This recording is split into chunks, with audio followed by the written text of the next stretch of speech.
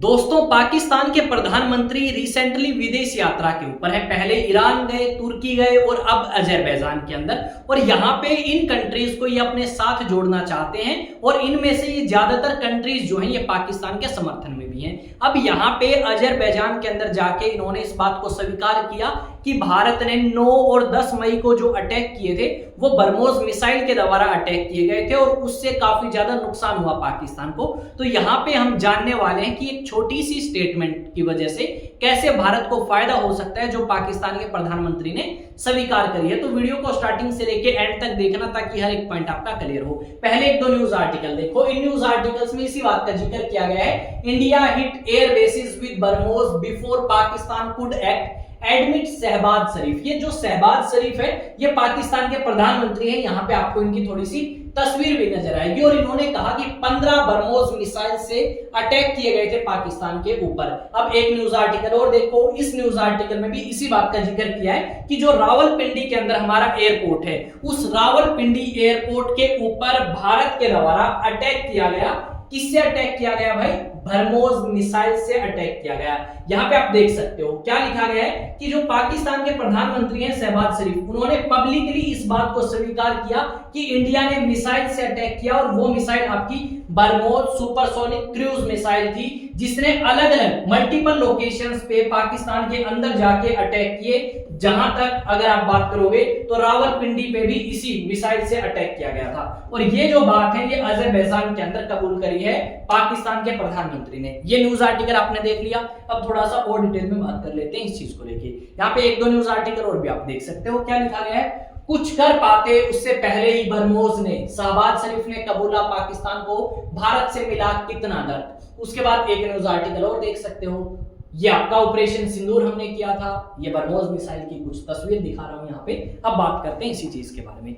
जैसा कि आप सभी को पता है भारत और रशिया ने मिलकर बरमोस मिसाइल डेवलप करी। 2006 के अंदर जो रिपब्लिक डे परेड थी उसमें भारत ने दिखाया बरमोस मिसाइल को। साथ में 2006 के बाद से लेके अब तक हम बरमोस मिसाइल को यूज कर रहे हैं। हमारी वायुसेना, हमारी नौसेना और हमारी आर्मी तीनों ही बरमोस मिसाइल को यूज करती हैं। जितनी भी बरमोस मिसाइल बनती हैं उसमें से 65% की मैन्युफैक्चरिंग भारत के अंदर होती है, जिससे कहीं ना कहीं आप कह सकते हो मेक इन इंडिया प्रोजेक्ट को भी कामयाबी मिलती हुई नजर आएगी। अब ये जो बरमोस मिसाइल है इसकी ऑन एन एवरेज रेंज जो है वो 350 किलोमीटर तक की है। अभी रिसेंटली जो पाकिस्तान की तरफ से आतंकवादी हमला किया गया था जम्मू एंड कश्मीर में, उस आतंकवादी हमले के जवाब में हमने कार्रवाई करी थी ऑपरेशन सिंदूर के तहत 9 और 10 मई को। अब 9 और 10 मई को जो हमने अटैक किया था पाकिस्तान के ऊपर वो आपका बरमोस मिसाइल से ही किया गया था। इस बात को पाकिस्तान के प्रधानमंत्री मान चुके हैं। अब जब हमें ये बात पता लगी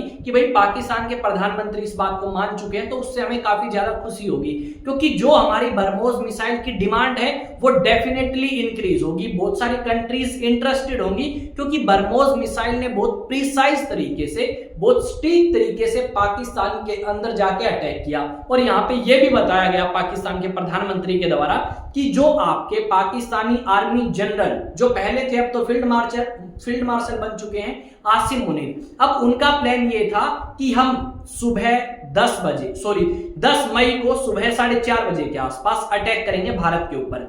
अब भारत के ऊपर वो अटैक कर पाते उससे पहले ही हमने अटैक कर दिया और एयर बेसिस जो है पाकिस्तान के वो काफी ज्यादा हिट हुए। रावलपिंडी जो आपका एयरपोर्ट है वो काफी ज्यादा आप कह सकते हो नुकसान से उन्हें फेस करना पड़ा या नुकसान सहना पड़ा पाकिस्तान को। जब ये चीज उन्होंने देखी कि बरमोस से अटैक कर दिए हैं भारत ने पाकिस्तान के ऊपर, तो डेफिनेटली पाकिस्तान जवाब देने की कंडीशन में नहीं रहा।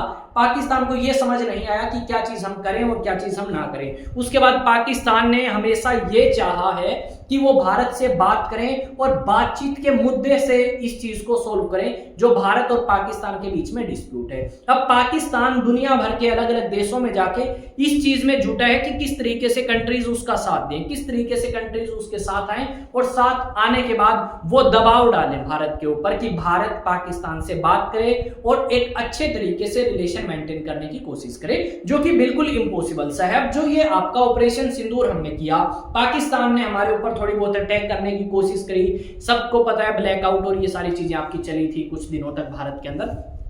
तो यहाँ पे जो पाकिस्तान ने अटैक किए हैं उनके अंदर जो मिसाइल्स यूज करी गई हैं वो आपकी चाइनीज मेड मिसाइल थी, यानी चाइना के द्वारा बनाई गई मिसाइल्स थी, जो कि काफी ज्यादा अनसक्सेसफुल हुई और अटैक करने में नाकाम हुई। जबकि हमने फ्रांस से जो राफेल परचेज किए थे वो हमने यूज किए। हमने अगर आप बात करें रशिया से जो आपकी एरोप्लेन्स, एयरक्राफ्ट कैरियर्स वो यूज किए। साथ में बर्मोस मिसाइल जो हम यूज कर रहे हैं वो भी रशिया और भारत ने मिलकर बनाई है, जॉइंट वेंचर है दोनों कंट्रीज का। ये हम कह सकते हैं कि देखो हमने भी ज्यादातर जो हथियार है वो विदेशी यूज किए हैं, ज्यादातर मिसाइल्स की बात करें। उसके अलावा अगर हम बात करें फाइटर जेट्स की, वो विदेशी हैं, पर पाकिस्तान के पास भी विदेशी थे, पर क्वालिटी में दिन रात का फर्क था। हम कह सकते हैं कि भारत ने डेफिनेटली टेक्नोलॉजी के मामले में बहुत ज्यादा पीछे छोड़ दिया है पाकिस्तान को, और पाकिस्तान ये सोच भी नहीं सकता कि इतनी ज्यादा बुरे तरीके से उन्हें नाकामी हाथ लगेगी। साथ में ये जो आसिम मुनीर, ठीक है, जो आपके जनरल थे सेना के, जिनकी लीडरशिप में ये सारी चीजें पाकिस्तान ने करी थी, उस बंदे को भी काफी झटका लगा। पर फाइनली उसको एक चीज भी मिली,